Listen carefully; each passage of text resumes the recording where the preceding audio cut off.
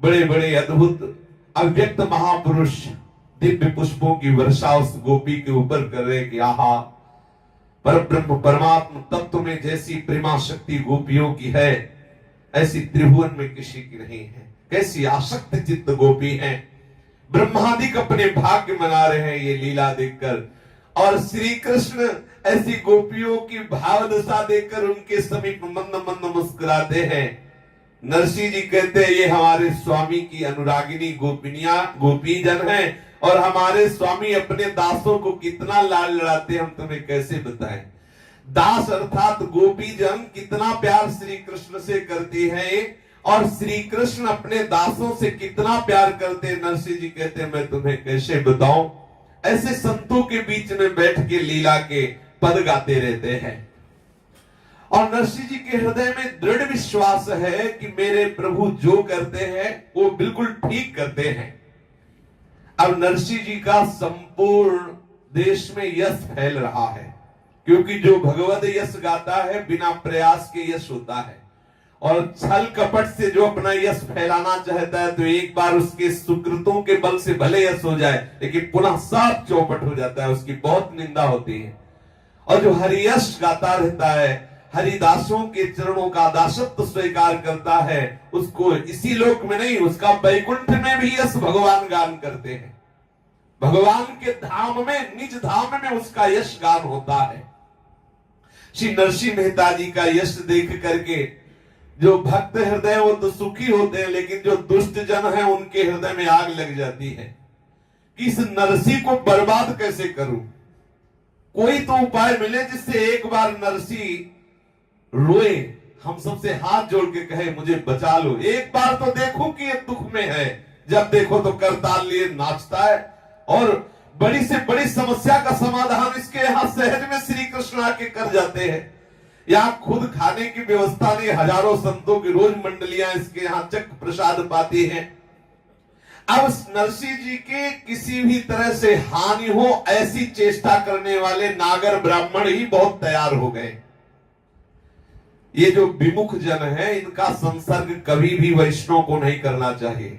हमारा शास्त्र कहता है कि वरम हुतवह ज्वाल पिंजरांतर व्यवस्थिति न सौर चिंता विमुख जन संवास वै ससम।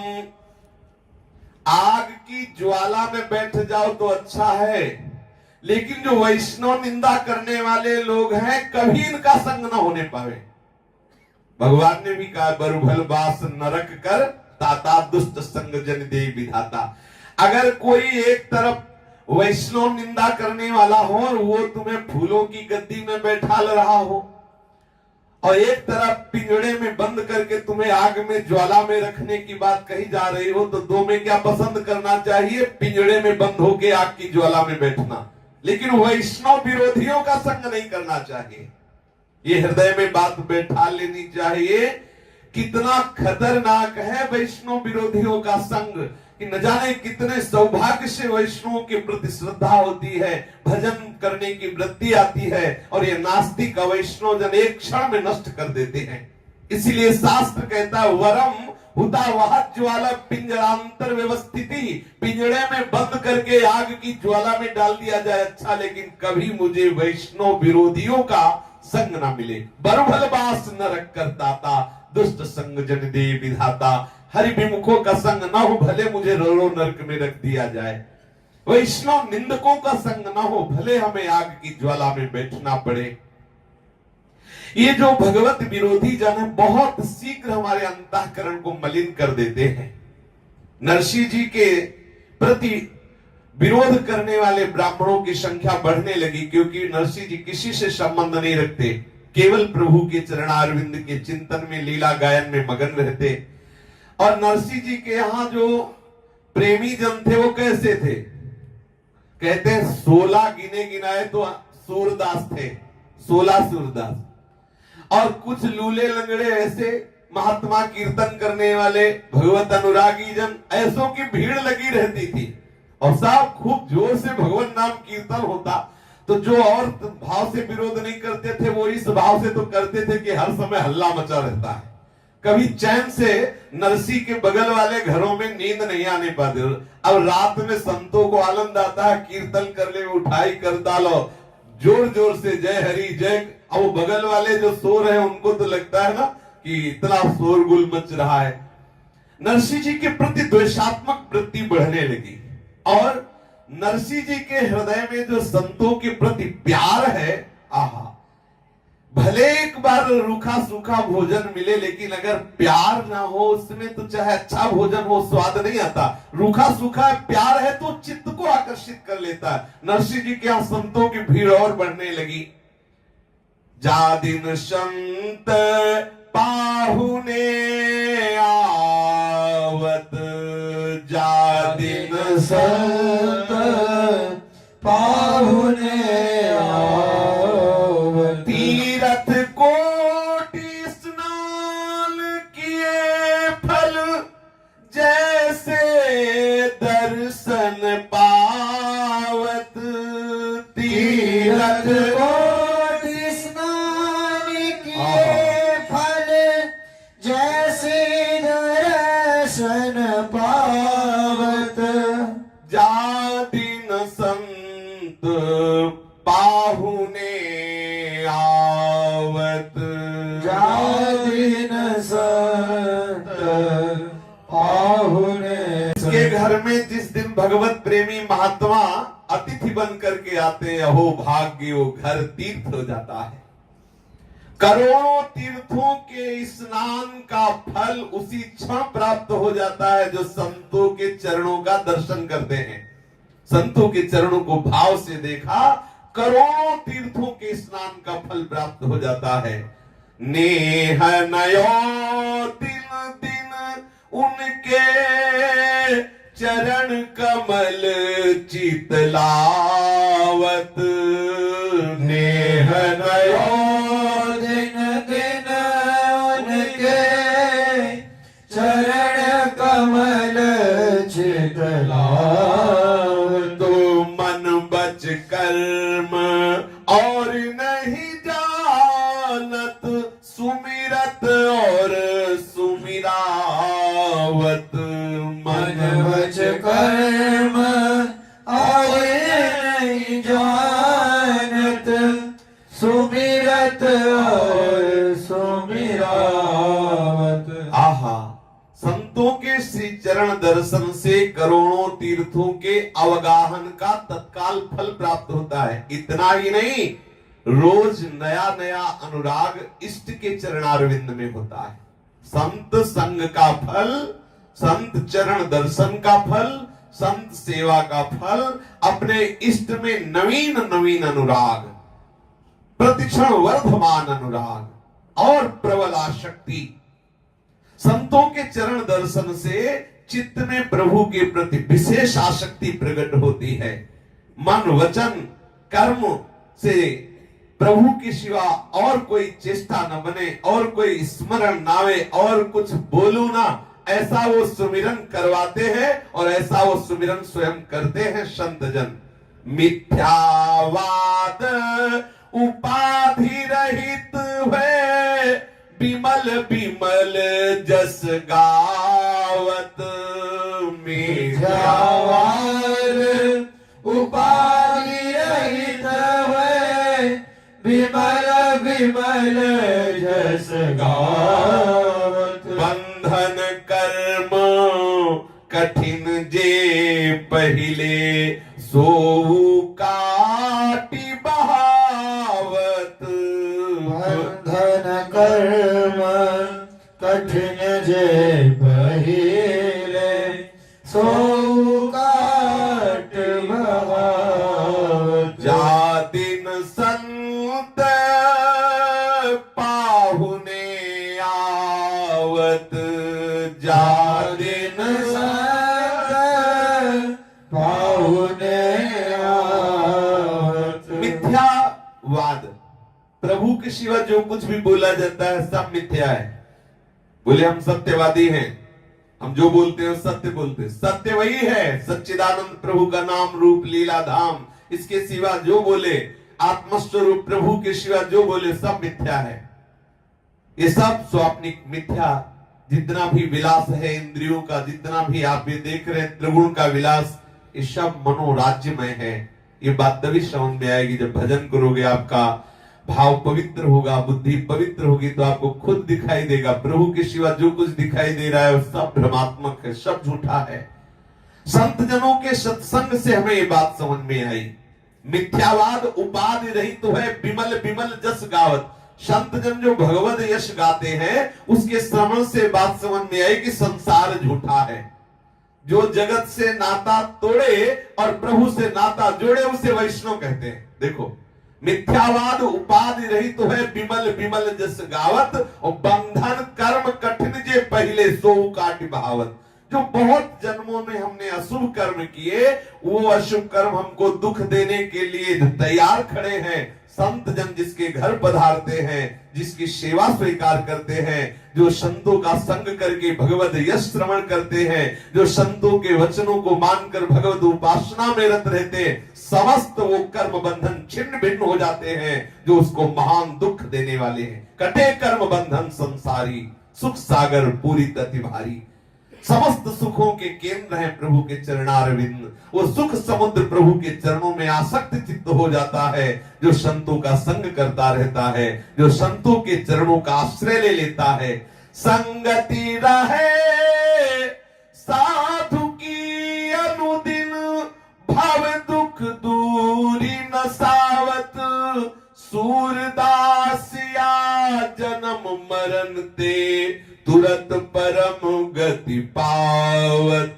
संगति रहे साधु की अनुदिन, भव दुख दूरी न सावत।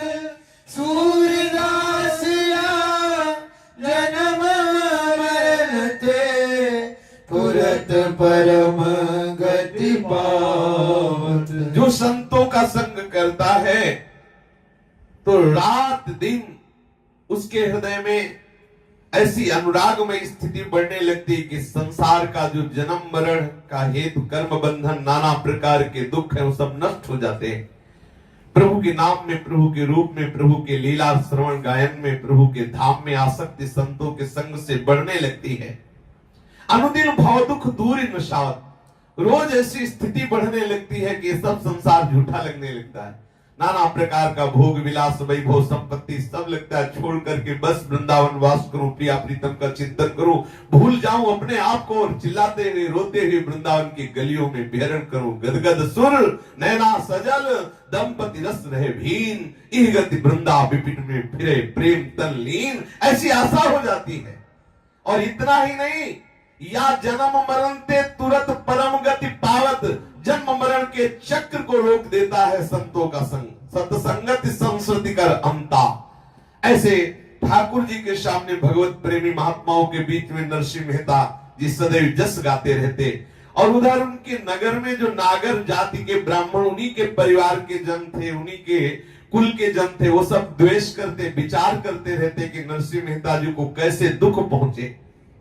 प्रेमी जनों को निज प्रेमास्पद के गुण गायन में परमानंद का अनुभव होता है। दुष्ट जनों को, द्वेषियों का, जिसके प्रति हम द्वेष कर रहे हैं, उसका नाना प्रकार से दुखी होना उनको सुख लगता है। ये जो द्वेष करने वाले जन है, जिसके प्रति द्वेष करते हैं, वो दुखी हो तो उनको परमानंद का अनुभव होता है। कैसी देखो चित्त की धरा बिगड़ जाती है कि जहां दूसरे के दुख में हमें दुख होना चाहिए, वहां दूसरों को दुख देने में हमें सुख होने लगता है। कैसी दुष्टता आ जाती है। लेकिन जो प्रेमी जन होते हैं, उन्हें भगवत यश गान करने में बहुत सुख का अनुभव होता है। उनका आहार हो जाता है भगवत यश। श्री नरसिंह मेहता जी श्री वृंदावन ब्रजलीला की जो अद्भुत अद्भुत रसमयी प्रभु की लीलाएं हैं, उनको पदों में करके गान करते और संतों को सुख पहुंचाते। कुछ लीला गायन के द्वारा, कुछ भगवत भोग प्रसादी वितरण के द्वारा। अब नरसिंह जी के यहाँ पर तो निरंतर साधुओं की भीड़ लगी रहती और नागर जाति के ब्राह्मण इनसे द्वेष करते। वे लोग नरसिंह जी के समक्ष तो कुछ बोल नहीं पाते, पीछे नरसिंह जी की निंदा करते रहते और बड़ी कृपा करते हैं निंदा करने वाले जन। देखो, वास्तविक निंदनी वही है जो भगवत विमुख है। वास्तविक निंदा का पात्र है कि इतना कीमती मनुष्य शरीर मिलने पर उसने भोगों में समय नष्ट कर दिया। अब वो भोगों में जो समय नष्ट कर रहे हैं उनके भी हृदय में पीड़ा एक रहती है गुप्त रूप से, पर वो समझ नहीं पाते हैं। और वही जब देखते हैं कि ये व्यक्ति तो सत मार्ग का अनुसरण करने लगा, भगवत मार्ग में जाने लगा, तो वही जो अंदर की पीड़ा वो द्वेष रूप धारण कर लेती है और वो संतों का बिना किसी कारण के विरोध करने लगते हैं, निंदा करने लगते हैं और यहां तक कि उनके शरीर को पीड़ा पहुंचाने लगते हैं, मारने की भी चेष्टा करते हैं। ये द्वेष कहीं ना कहीं इशारा कर रहा है कि ये इतना तो ये मानते ही है कि भगवान का भजन करना महामहिमामय है, वहां मैं जा नहीं पाया इसलिए ये वो भक्तों का द्वेष करने लगते हैं। कहीं ना कहीं भक्तों की महिमा उनके हृदय में चुभती है क्योंकि वो जानते हैं सत्य विषय है। अगर थोड़ी सी भी नास्तिकता का त्याग कर दे तो उनके हृदय में भी वो साधुता आ जाए और कृपा संतों की होती, द्वेषियों पर भी उनके हृदय में भक्ति जागृत होती है। हम तो बड़े भाग्यवान मनाते हैं, किसी भी तरह से ऐसे प्रेमी संतों का चिंतन तो हुआ, उनको आश्रय ना सही लेकिन विरोध तो हुआ। तो जिनके विरोध का भाव के नरसिंह जैसे महापुरुष से उनका कैसे कैसे कल्याण हो सकता है? नहीं हो सकता। यही तो भगवान के भक्तों की अद्भुत महिमा है। और ऐसा प्रभु का भी स्वभाव, जा तो रही है पूतना मारने श्री हरि को जहर लगा के स्तन में, क्या उसकी दुर्गति हुई? होनी चाहिए दुर्गति उसकी, जो हरि को मारना चाहता है उसकी, लेकिन उसको वो गति हुई जो यशोदा मैया को मिली। यही संत और भगवंत, तुम तुम्हार सेवक सुरारी, ये बड़े विचित्र हैं। अब लोग निंदा करते पीछे से नरसिंह मेहता जी की। एक दिन की बात है कि पितृपक्ष में श्राद्ध का दिन आया, जिनके भाई बंसीधर वो बुलाने के लिए आए नरसिंह मेहता जी के यहाँ और कहा, देखो पिता का श्राद्ध करना है, तुम पत्नी के सहित आ जाना और अपनी पत्नी के सहित 1-2 दिन पहले से आ जाओ तो व्यवस्था की जाए, ठीक से पिता का श्राद्ध हो जाए, क्योंकि तुम भी हमारे भाई हो इसलिए मैं कहने आया हूं। नरसिंह जी ने कहा, देखो भाई, हमारे पितर देवता जो भी है ये संत जन है, ये संत जनों को हम ठाकुर का भोग लगा के पवा के जब समय मिलेगा तभी आएंगे। अब हमारी पत्नी संतों को भोग बना, तो संत वहां 2-4 थोड़ी होते थे, 200-400 तो ऐसे ही बने रहते थे, क्योंकि इतनी बड़ी साधुशाला थी।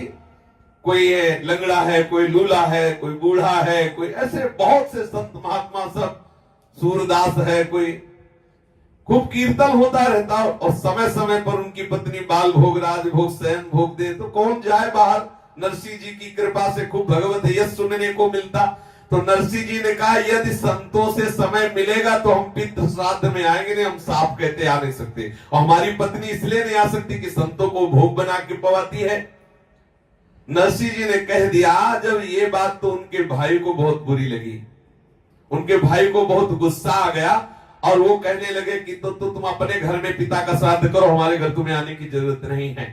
अरे हम देखो बड़े भाई होते हुए भी तेरे को बुलाने आए, तुझे इतना अभिमान है कि तू हमारे घर आने की बात काट करके और इन भिखारियों की सेवा की बात करता है। तुझे पितृ श्राद्ध पर श्रद्धा नहीं, अपने पिता पर श्रद्धा नहीं। और सही पूछो तो भगवत प्रेमी महात्माओं की जो सेवा करता है तो उसके पितर परम पद में पहुंच जाते हैं। वो करे या ना करे श्राद्ध अब जरूरी नहीं, क्योंकि श्राद्ध से जो लाभ मिलता है उससे अनंत गुना लाभ मिलता है भगवत प्रेमी महात्माओं के मुख में भगवत प्रसाद पवाने से। बंसीधर को क्रोध आ गया, बोले कि तू यदि ऐसा ही उद्दंडता पूर्वक जवाब देता तो तू अपने घर में श्राद्ध कर ले, हमारे घर आने की जरूरत नहीं। नरसिंह जी ने कहा, तो ठीक है, जैसी आपकी आज्ञा। नरसिंह जी ने कहा, तो ठीक है, मतलब नहीं आऊंगा आपके घर। अब नरसिंह जी तो संत सेवा में मगन रहते। नरसिंह जी ने विचार किया कि जब भाई कह गए तो ये भी तो भगवत ही प्रेरणा है, कर लेना चाहिए श्राद्ध।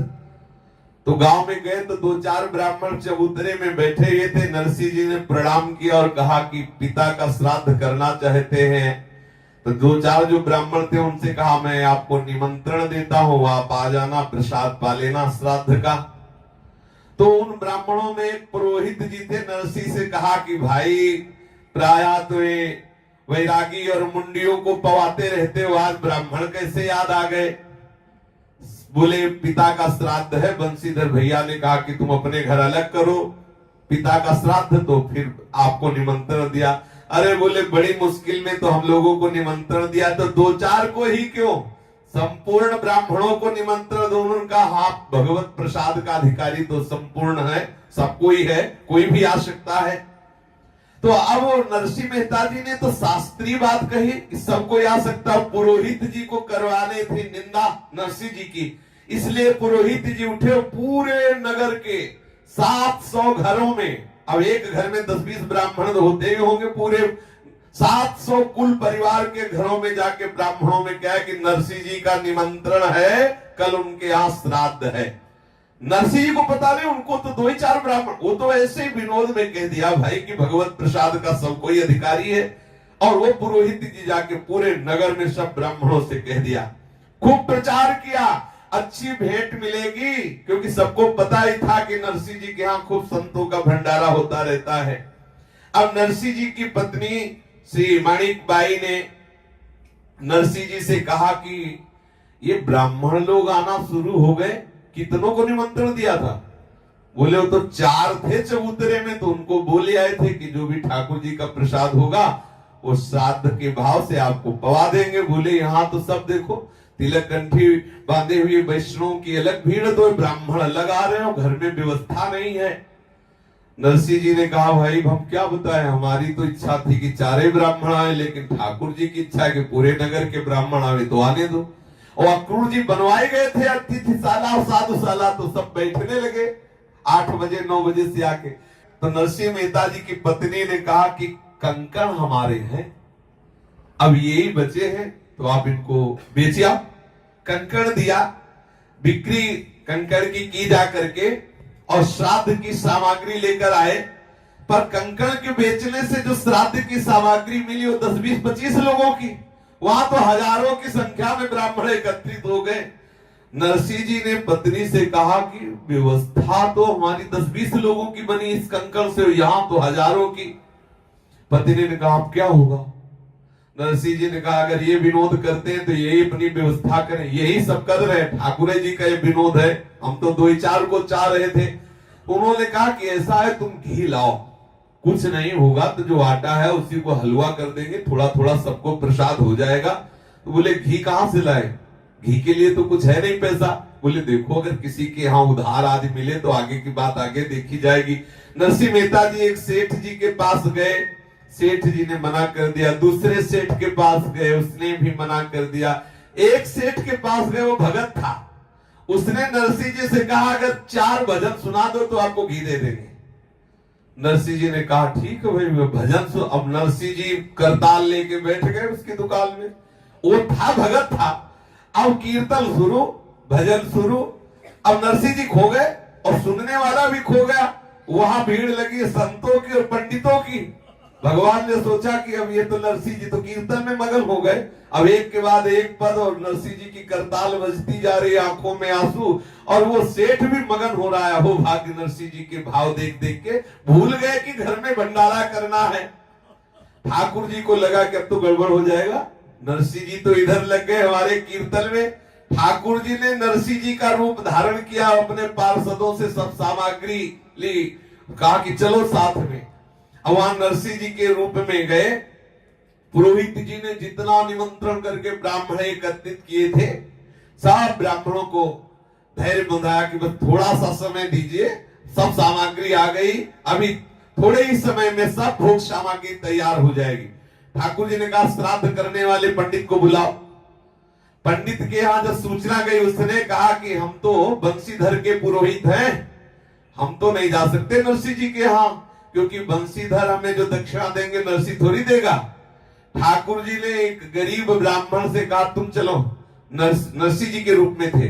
ठाकुर जी ने नरसिंह जी का रूप धारण कर रखा, तो बोले तुम चलो हमारे पुरोहित बनो। उसने कहा मैं श्लोक आते नहीं, बोले हमारे यहाँ बैठते ही तुम्हें सारे श्लोक आने लगेंगे।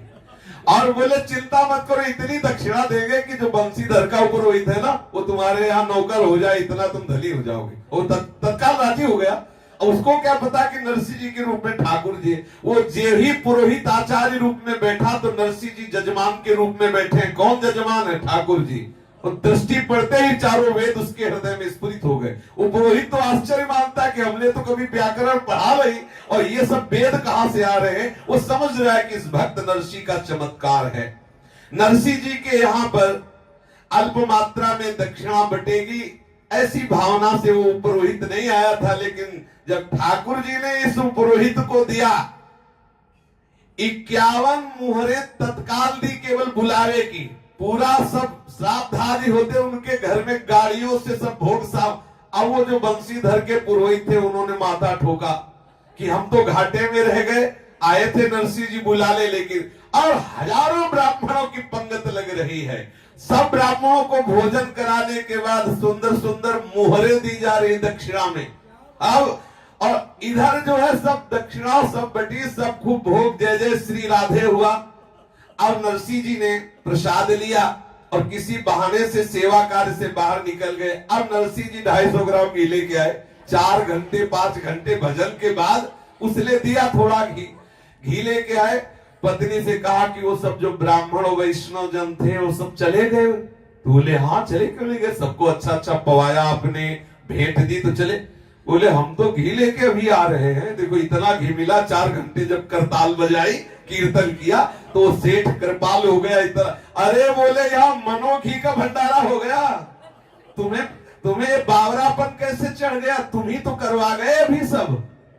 तो उन्होंने कहा तुमसे तो हम सच्ची कहते हैं, हम तो वहां कीर्तन में लगे। तो बोले फिर नरसिंह जी को समझ में आ गया कि हमारे ठाकुर जी आकर के कर गए। आहा, नरसिंह जी के हृदय में ये बात आई कि सारे जगत का स्वामी मेरा रूप धारण करके आया और यहाँ हमारी देखो कैसी जो ब्राह्मणों के प्रति वैष्णवों के प्रति भावना थी उसको कैसे पूर्ण किया। नरसिंह जी के हृदय में अद्भुत आनंद है और आंखों में अश्रु है। अब ये गांव के देख करके लोग और जल गए कि हम पुरोहित जी को लगा था कि इतने लोग इकट्ठे कर देंगे कि नरसिंह जी भोजन नहीं दे पाएंगे तो अपने आप इनकी निंदा होगी, अवहेलना होगी। यहाँ भोजन की तो बात जाने तो मोहरों की दक्षिणा हुई, तब तो और यश नरसिंह जी का हुआ। ये दुष्ट स्वभाव वाले जितना संतों को नीचा दिखाना चाहते हैं, भगवान उतने उनको ऊंचा उठाते रहते। सत्संग में कई बार कहा है कि ये विमुख रूपी दुष्ट रूपी डंडे पे संत का झंडा फहराता है। डंडा ना हो तो झंडा ना फहरे। ये अगर दुष्ट विरोधी ना हो तो संतों को कोई जाने ना। ये जब डट के विरोध करते हैं तो भगवान कृपाल होके संतों का यश फैलाते हैं। अब एक दिन ये पुरोहित जी अपने परिकर के सहित बैठे हुए थे, इतने में देखा संतों की मंडली आ रही है। विचार किया कि संत नरसिंह जी के यहाँ ही जाने की बात सोच रहे हुए। संतों ने कहा यहाँ कोई सेठ है। बोले क्यों? बोले मुझे हुंडी लिखानी थी, द्वारिका में भंडारा करना था। तो पहले जैसे अभी बैंक से ट्रांसफर होता है, पहले सेठों की हुंडी चलती थी। अब उनकी नजर में ब्राह्मणों को आया कि ये बढ़िया बात है, हम इनको भर देते हैं कि नरसिंह जी जैसा सेठ कोई है नहीं और वहां ये हुंडी की बात करे। और जब वहां द्वारिका जाएंगे तो हुंडी मिलेगी नहीं तो श्राप दे देंगे, नरसिंह का नाश हो जाएगा। देखो उल्टी बात इनकी खोपड़ी में बैठी। तो तीरथ करत साधु आए पुर पूछे को, हुंडी लिख दे हमें द्वारिका से। तीरथ करत साधु आए पुर पूछे को, हुंडी लिख दे हमें द्वारिका से धारी वे। जेवी रहे दूसी कही जात ही भगावे भूषी, नरसी विदित साह आगे दाम डारी बे। जेवे रहे दूषी कही जात ही भगावे भूषी, नरसी विदित साह आगे दाम डारी रे। चरल पकड़ी गिरी जाओ जो लिखाओ अहो, कहो बार बार सुनी बिनती नटारी वे। चरण पकड़ी गिरी जाओ जो लिखाओ आओ,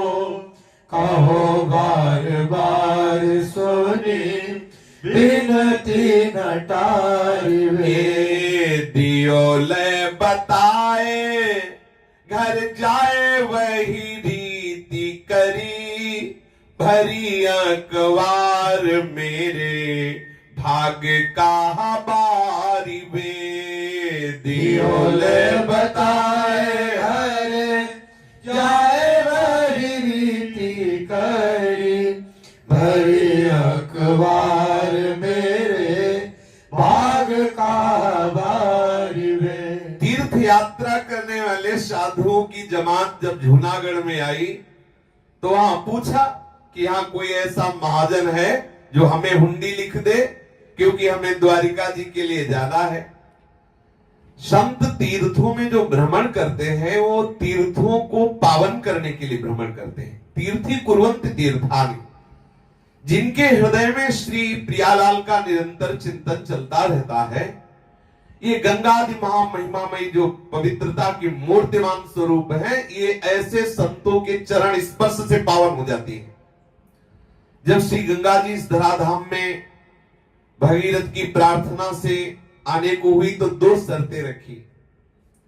पहली शर्त है कि अगर मुझे बीच में किसी ने रोका नहीं तो मैं सीधे रसातल में चली जाऊंगी, तो तुम्हारा इस संकल्प व्यर्थ में नष्ट हो जाएगा कि हम तुम्हारे पुरखों का कल्याण हो, बीच में कोई रोकने वाला हो, पहली शर्त। दूसरी बात, जब मैं धराधाम पे जाऊंगी तो बहुत अज्ञानी जन पाप करने वाले लोग हमें स्पर्श करेंगे, तो पाप उनका हमारे ऊपर हो जाएगा और वो पवित्र हो जाएंगे। लेकिन कब तक ऐसे पापात्मा लोग मेरा स्पर्श करते रहेंगे तो मैं भी पवित्रता की मूर्ति गंगा भी पवित्र करने में असमर्थ हो जाऊंगी, तो मुझे कौन पवित्र करेगा? ये दूसरी बात पूरी कर।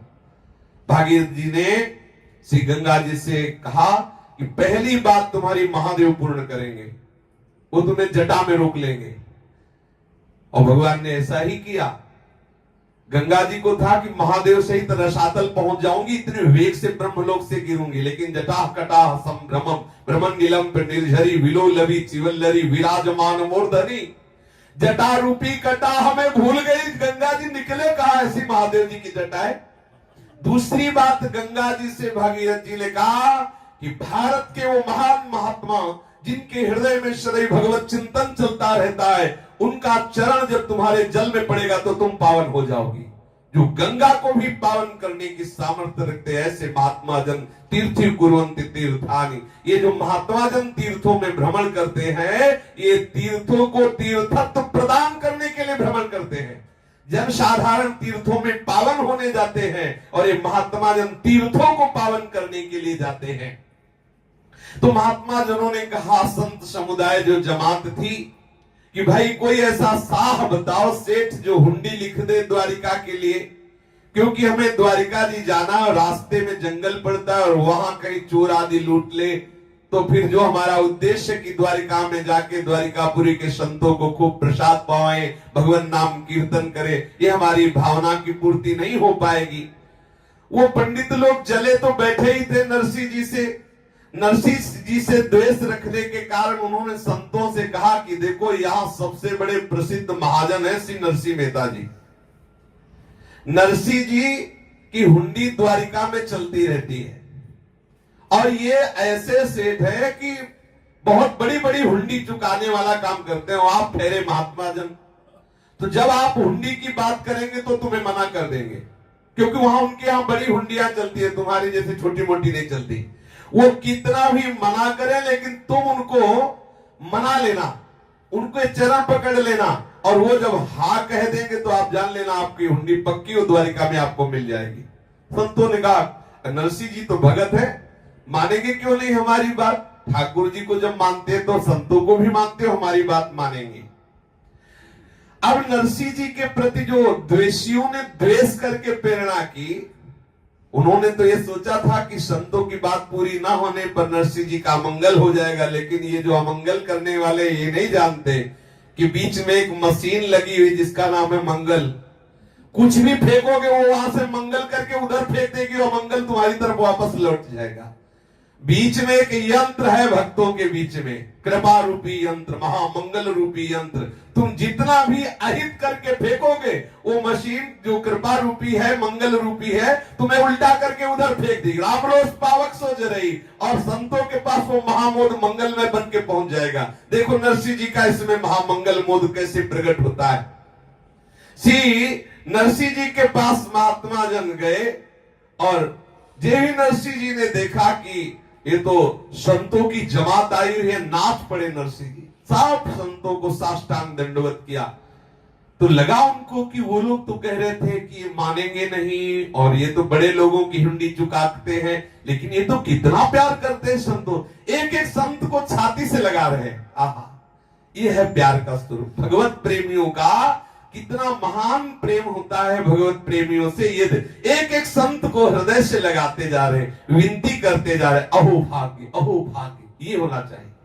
अहो भाग्य, आज मेरे महान भाग्य, आप संत जन पधारे इस दास को कृतार्थ करने के लिए। अहो भाग्य, आप साधु जन पधारे, आज्ञा दीजिए, सर्वस्व आपका है, मैं आपका दास हूं, मेरे प्राण भी आपके लिए न्योछावर है। ऐसा नरसिंह जी ने कहा। संतों ने नरसिंह जी के सामने वो थैली निकाली, और वो जो असरफिया थी, वो जो धन था, सामने रख दिया। 700 रुपया गनी ढेरी करी दई आगे, लागे पग देवो लिखी कही बार बार है। 700 रुपया ढेरी कर दई आगे, लागे पग देवोले की कई बार बार है। जानी बहकाए प्रभु दाम दे पठाए, लिखी किए मन भाए, साह श्यामल उदार है। जानी बहकाए प्रभु दाम दे पठाए, लिखी किए मन भाई, सावल उदार है। वाही हाथ दीजिए, कीजिए निसंक काज, गए यदुराज धानी, पूछो सो बाजार है। हाथ दीजिए, लीजिए निशंक काज, गए जदुराज धानी, पूछो सो बाजार है। ढूंढी फिरी हारे, भूख प्यास मीणी डारे, पूर तजी भय न्यारे, दुख सागर अपार है। ढूंढी फिरी हारे, भूख प्यास मीण हारे, पूर तज भय न्यारे, दुख सागर अपार है। अब जो द्वारिका के यात्री संतों की जमात थी, उनके जो मुखिया संत भगवान थे, नरसिंह जी के सामने वो 700 स्वर्ण मुद्राएं ऐसे कुरा दी, ढेर लगा दिया। महाराज, आपसे मैं हाथ जोड़कर प्रार्थना करता हूं कि ये रुपयों की हुंडी हमें द्वारिका में मिल जाए। आप हुंडी लिख दीजिए 700 की, क्योंकि हमें वहां जाकर के संतों की सेवा करनी है। ये आपका सेठ वहां द्वारिका में जो हो, उसके लिए हुंडी लिख दीजिए। संत जनों ने श्री नरसिंह जी से कहा कि हमें तो द्वारिका में जाकर भंडारा करना है, हुंडी लिख दीजिए। नरसिंह जी ने कहा कि हुंडी लिख दीजिए, द्वारिका में तुम्हारा सेठ विराजमान। महाराज, ये किसी ने आपको बहका दे, यहाँ संतों की जमात आती है, भोजन के तो लाले पड़े हैं, हुंडी की व्यवस्था क्या है? मना किया। संत जनों में आपस में इशारा किया कि देखो देखो, वैसे तो साष्टांग दंडवत करते, हृदय से लगाते, कहते ओ भाग्य, लेकिन जो उन ब्राह्मणों ने बताया था कि मना कर देंगे, देखो मना कर दिया, ये बड़ी हुंडी के लिए। और हम संतों, अरे उन्होंने कहा नहीं भाई नरसिंह जी, आपको ऐसा नहीं करना चाहिए, आपको अपने सेठ से हुंडी चुकाने वाली बात करनी चाहिए, आप हुंडी लिख दीजिए। नरसिंह जी ने हाथ जोड़ के कहा, महाराज हम गरीब भक्त हैं, कहाँ हमारी हुंडी चलती है। उन्होंने कहा, नहीं नरसिंह जी आप हमें ठुकराइए नहीं, हम जानते हैं आप बहुत बड़े सेठ हो। नरसिंह जी बार बार माथा पीट रहे कि भगवान ये कौन सी लीला है, हमें लगता है विमुखों ने इनको ऐसा। पर नरसिंह जी को आनंद हुआ कि बढ़िया है, 700 स्वर्ण मुद्राएं है, चक संत सेवा होगी, जिन्होंने भेजा ठाकुर जी जाने, ठाकुर जी का काम जाने। और आई हुई लक्ष्मी को ठुकराए। पहले तो 2-4 बार देखा, जब सोचा कि नहीं मान रहे तो बोले आई हुई लक्ष्मी को ठुकराए, ठाकुर जी जाने, ठाकुर जी के भक्त जन जाने। नरसिंह जी ने रुपया रख लिया। अब हुंडी लिखने का विचार आया तो हुंडी की ये रीति है कि सबसे प्रथम में यहां से वहां के लिए बीजक एक पत्र जाता है, तब वो वहां का सेठ साहूकार हुंडी स्वीकार करके रुपये देता है। नरसिंह जी बोले, मन में सोचा कि मुझे भी यही रीति अपनानी चाहिए, और हमारे सेठ तो ठाकुर जी है, और संतों के मुख में जो जाता है वो ठाकुर जी की बैंक में जमा होता है, सिद्धांत है। संतों के मुख में, संत सेवा में जो भी वस्तु जाती है वो ठाकुर जी की बैंक में जमा होती है। ठाकुर जी की बैंक 6% या 8% नहीं देती, अनंत परसेंट देती है। ऐसी बैंकें नहीं है त्रिभुवन में। ठाकुर जी की बैंक में जो वस्तु गई वो अनंत परसेंट उसका ब्याज हो जाता है। नरसिंह जी ने कहा, हुंडी तो ठाकुर जी के बैंक में जाएगी, क्या सब संतों की सेवा होगी और चुकाना उनको पड़ेगा। अब श्री ठाकुर जी के प्रति पूर्ण चिंतन करते हुए कि ये उन्हीं का लीला विनोद है, नरसिंह जी ने कहा ठीक है। एक कागज लिया और हुंडी लिखना प्रारंभ कर रहे हैं। सिद्धि परम श्री शोभाधाम श्री द्वारिका निवासी प्रीतम प्राणाधार सेठ श्री सावल शाह जी, नरसिंह जी लिख रहे हैं। परम सिद्धि परम श्री शोभाधाम श्री द्वारिका निवासी प्रीतम प्राणाधार श्री सेठ जी श्री सावल शाह जी, श्री वासुदेव जी को जूनागढ़ से लिखी नरसिंहदास जी की राम राम वांचना। आगे निवेदन ये है कि मैंने ये साधु जमात से नगद 700 स्वर्ण मुद्राएं ली है और हुंडी आपके नाम लिखी, आप चुका देना। और ये हुंडी पत्र मिलते ही सम्मान के साथ इन संतों को प्राप्त हो जानी चाहिए। आपका व्यापारी नरसिंह, जिससे हुंडी चलती रहती है, आपका नरसिंह। साधु जन हुंडी को लेकर द्वारिका धाम पहुंचे। अब वहां बाजार में पूछ रहे हैं कि भैया सेठ सावल शाह कहां है। हो हम वहां से आए जूनागढ़ से। बोले जूनागढ़ का किसी से यहाँ हुंडी का तो कुछ चलता ही नहीं है। अब बाजार में वो संत जन घूम रहे हैं पूछते हुए। अब निशंक होकर के कहा था नरसिंह जी ने कि जाओ तुम्हारे, हमारा सावल शाह सेठ है, तुम्हारी हुंडी चुकाएगा।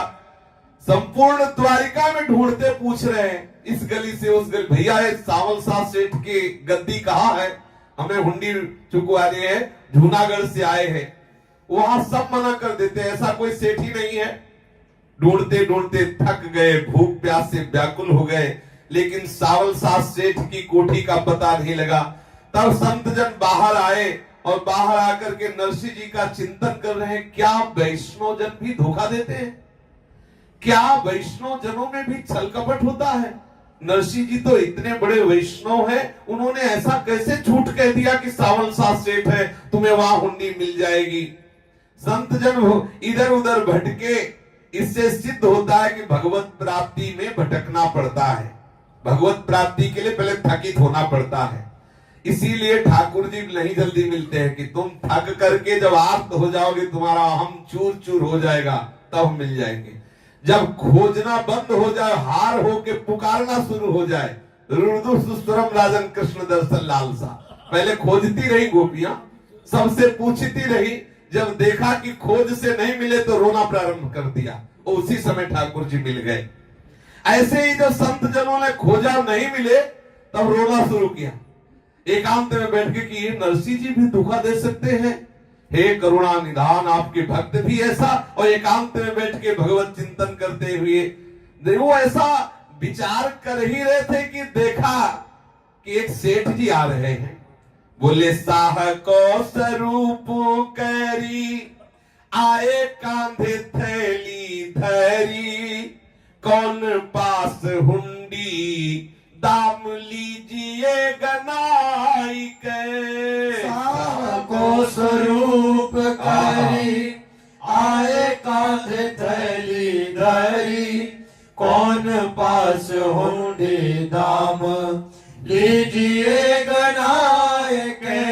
बोली उठे ढूंढी हारे भले जूनी हारे आजू कही लाज हमें दे तो मैं हूँ पाए आई के।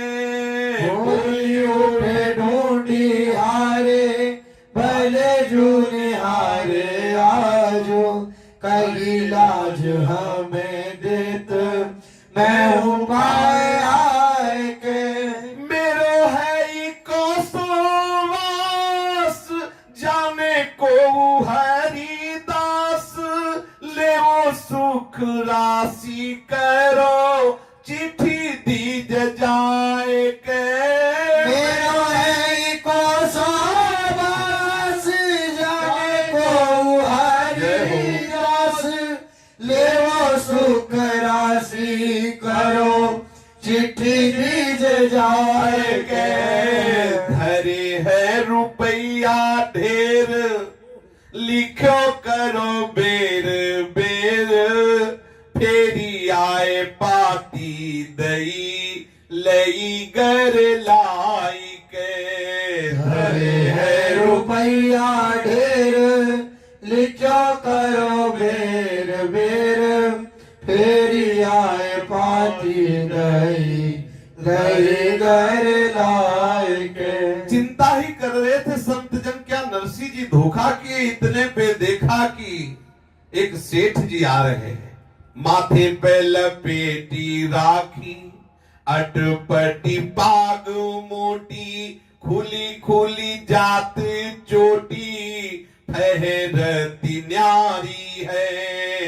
माथे पे लपेटी राखी अटपटी पाग मोटी खुली खुली जात चोटी फहरती न्यारी है। सेठ जी बड़े ही सुंदर पाग धारण किए हैं, श्यामल कांति श्री अंगों से प्रकट हो रही है और माथे पे बहुत ही सुंदर पत्रावली की रचना हुई, बड़ा सुंदर तिलक लगा है और चोटी थोड़ा बड़ी है, हवा में फहरा रही है मानो झंडा फहरा रहा हो। ऐसे सेठ जी की चोटी फहरा रही है हवा में और अटपटी मोटी पाग बंधी हुई है। खिसकी पैरी एड़िन लो धोती जात घिसी अति अंगर की घेर घर वारी है। खिसकी परी एड़िन लो धोती जात घिसी अति अंग रखी घेर घर वारी है। ऐसे घेरदार ऊपर अंगरखी पहने हुए धोती जो है बड़ी ढीली है, रज बटोरती हुई जा रही, एक हाथ से धोती संभालते जा रहे, मोटी पाग है, चोटी उड़ रही और ऐसे घेरदार अंगरखी है। कटी सो लपेटी राख्यो लामो सो दुपट्टा और पेट राख्यो काढ़ी कछु चाहक अगारी है। कटी सो लपेटी राख्यो लामो सो दुपट्टा और पेट राख्यो काढ़ी कछु चाहक अगारी है। बढ़िया कमर में सुंदर पीला दुपट्टा बंधा हुआ, कुछ पेट थोड़ा सा निकला हुआ, सेठ तभी शोभा देता ना, थोड़ा पेट हो, सेठ का पेट थोड़ा, हाँ, और ऊपर से दुपट्टा, कितनी सुंदर ठाकुर जी की शोभा है। माथे पे अटपटी ढंग से मोटी पाग और सुंदर चोटी फहरा रही है, सुंदर घेरदार अंगरखी और ढीली धोती जो रज बटोरते चल रही है और ऐसे एक हाथ से बाएं हाथ से धीरे से धोती संभालते जा रहे। कटी में सुंदर पीतांबर दुपट्टा बांधे हुए, पेट थोड़ा उठा हुआ है और कान पे कलम बही बगल दबाए साहा, कांधे धरी धम से सुथैली है। कान पे कलम बही बगल दवाए शाह, कांधे धरी धम्म से सुतैया निडारी है। कान में कलम है और बगल में बही है जिसमें हिसाब किताब लिखा जाता है, और कांधे पे बहुत वजनदार एक थैली है जिसमें रुपया भरे हुए हैं। धम्म से लाके संतों के बीच में डाला और कहा हमारा नाम सावल सेठ है और नरसिंह मेहता जी ने आपको जो भेजा था वो मेरे पास ही भेजा था। हाँ, किसके पास है? नरसिंह जी की लिखी हुई हुंडी। अब जिनके पास थी वो तो देखने लगे, सावल साहब बड़ा अद्भुत सेठ है, देखते ही चित्त को चुराए ले रहा। वो हमारी तरफ मत देखो, ये रुपया गिनो अपने। जो सेठ जी आए हुए हैं उन्होंने कहा तुम रुपया गिनो कई गुना बढ़ करके। संत जनों ने कहा कि अजी पहले सेठ जी आप ये बताओ कि आप लगते बहुत